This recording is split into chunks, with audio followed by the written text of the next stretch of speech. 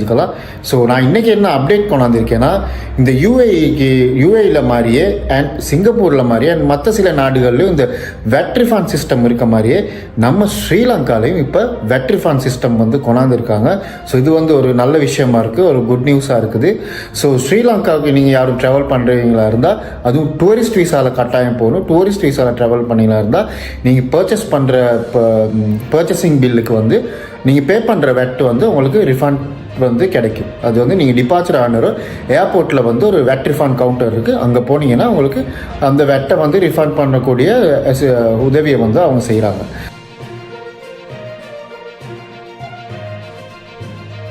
So just tourist வீசாவில் நீங்கள் போகிறீங்க அப்படிங்கிறக்காண்டி நீங்கள் வந்து வெட் ரிஃபண்டுக்கு எலிஜிபிள் ஆக மாட்டீங்க. இதில் வந்து 2 கண்டிஷன் இருக்குது.